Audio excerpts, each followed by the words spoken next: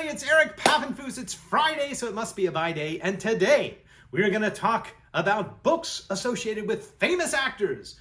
Why actors? Well, because some incredible books related to people, stars of the stage and screen, came into the Scholar this past week, and I wanted to share them with you. Now, the first book came from auction, and it is and was owned by the most famous actor, one of the two most famous actors of late 18th century and early 19th century Great Britain. And his name was John Philip Kemble. You can take a little look at this book here, Amanda, because it has his family crest and bookplate basically embossed on the front of the cover. And if you pan over here, this is Kemble as Macbeth here, along with his sister, who was an even more famous actress. Her name was Sarah Siddons, and she was playing Lady Macbeth, and they often played alongside each other.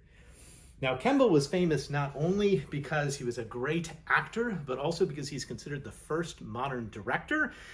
He ran the theaters at Covent Garden and Drury Lane, and he's credited with having the first sort of modern approach to theatrical acting because he was very interested in the historical roots and the text of all these plays. And among other things, Amanda, he was a great book collector, and he collected a copy of Shakespeare's First Folio. Now, the First Folio is the most valuable literary work that exists in the world today. Do you know how much a First Folio would go for if we were able to discover one at the Scholar? $500,000. Oh, 10 million at least, and probably up. There are only 235 known copies of the First Folio in existence in the world. They've been painstakingly documented, but back in 2016, in a castle in Scotland, they found the most recent one, number 235, and it was Kemble's copy. They thought it had gone into a different collection because the bibliographers have traced these collections over the years, but it was found in a castle, and it was rebound, also in 3 volumes like this one. So Kemble's signature was no longer on it because it had a 20th century binding, which is pretty neat. We do know that Kemble's copy of the First Folio sold for £112 back at his estate sale in 1821. And this book that we have here, which is a work of the Spanish satirist Francisco de Quevedo, and there's a picture of the title page.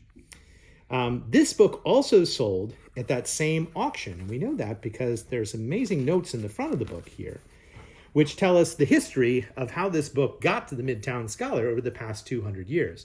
So 200 years ago, it was purchased at Kemble's sale by a person by the name of W.J. Colley. We're not sure who that is. And then it sold at a series of other auctions in the 19th century, eventually ending up in the library of Robert Hoe. And Robert Hoe is important because Hoe was one of the founders of the Grolier Club in New York City. He was also a famous book collector, and he also had a First Folio of Shakespeare. And that one, at his estate sale, when this book sold again, it went to Huntington of the Huntington Library in California. And Hoe also had a Gutenberg Bible and all sorts of other great collections. So imagine, Amanda, the books on the shelf next to this book over the 18th and 19th centuries. And it eventually ended up in a little country auction and came to us disassociated from Kemble, disassociated from the great libraries that it had once been in. Kemble is famous, as is Sarah Siddons, because they had a niece. And their niece was the name of Fanny Kemble. And she wrote a very, very famous book. Fanny Kemble was the muse of Thomas Sully, the great American portrait painter. Here's Fanny. He painted her again and again. He painted her more than any other actress of her time. Here she's being painted in the 1830s. She followed in the footsteps of her famous aunt and uncle, but she's even more famous because she married a southern plantation owner by the name of Pierce Butler in the 1830s. And when he took her down to the plantations in the South, she was absolutely shocked at what she saw. And she kept a journal that chronicled the atrocities of slavery that was eventually published in London in 1863. And Amanda, this book by Fanny Kemble, niece of John Philip Kemble, is considered the book which convinced Great Britain not to join the Civil War on the side of the Confederacy. Kemble wrote, here, I'll give you a little flavor of it. You can zoom in if you want. She wrote about slavery in pretty bold things: scorn, derision, insult, menace, the handcuff of the lash, the tearing away of children from parents, of husbands from wives, the weary trudging in droves along the common highways, the labor of body, the despair of mind, the sickness of heart. These are the realities which belong to the system and form the rule rather than the exception in the slave's experience. And this system exists here in this country of yours, which boasts itself the asylum of the oppressed, the home of the freedom, and one place in all the world where all men may find enfranchisement from all thraldoms of mind, soul, or body, the land elect of liberty. She wrote this in an epistolary style, and it's a really, really interesting read. Created a sensation when it was published during the Civil War in England. She couldn't publish it sooner because she had a nasty divorce from Pierce Butler, and he threatened he would not let her see her children if she published any critique of his plantation. Great guy. This book is also interesting, by the way, because it is the first ever mention of the word vegetarian.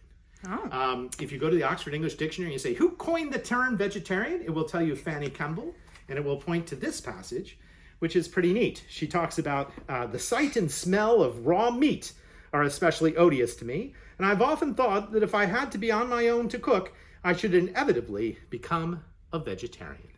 That's Fanny Kemble. Jill's relating back there. Yeah, yes, I know. Well, that's the book that started it all. A fascinating family, the Kembles. Now, we're talking about actors. I want to jump forward to the 20th century because on Friday, Amanda, a gentleman came into Book Buy. He was a day late. We normally buy books on Thursdays, but he had a signed copy of Rex Stout's The Doorbell Rang. And I said, well, that's all well and good. Rex Stout, famous mystery writer of the Nero Wolfe series. But he said, what makes this really interesting, Eric, is that it is inscribed to a famous actor. And I said, who? And he said, E.G. Marshall. Now, do you know E.G. Marshall from the old classic movies, Amanda? I do not. Plays sort of a tough guy, gangster type guy. And I get a nice picture of that Rex, because Rex is done with great. Now, this is one of the Nero Wolfe mysteries. And one of the interesting things about Nero Wolfe is he was incredibly popular. There were, how many copies? There were 30-some novels and another 30-some novellas, all published from the 1930s through the 1970s. But he'd be more famous today. He'd be more like, Nero Wolfe would be more like Hercule Poirot if Stout had allowed him to be turned into movies in Hollywood. But what happened was, back in the 30s, he had a very negative experience with Hollywood. He refused to authorize any films after that point. And maybe the story here is that he was waiting and hoping that an actor like E.G. Marshall would take over the role.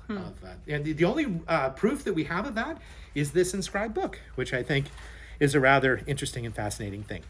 Now, towards the end of his life, it is true that Rex Stout authorized a television pilot of Nero Wolfe.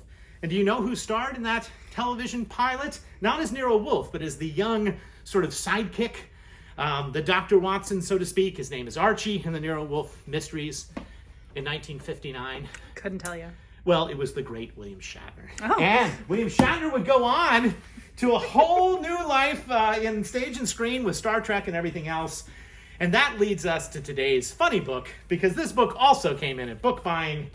And yes, it's Shatner Rules. Now, I wanted to have a copy of the spoken word concept album that William Shatner did in the 1960s, but we're about books here, not records. But that album, Transformational Man, is either considered the worst album of all time or the best album of all time, depending on whether or not you think Shatner is being serious and overacting or not. And so, but there's some incredible rules in this book. One of my favorite things that I learned about William Shatner, Amanda, is that he can't voice text. Do you know why he can't voice text? I don't know. Because he has too many dramatic pauses when he tries to speak. Shatner Rules, our funny book of the week. Thank you for watching. Watch us every Friday on Buy Day Friday.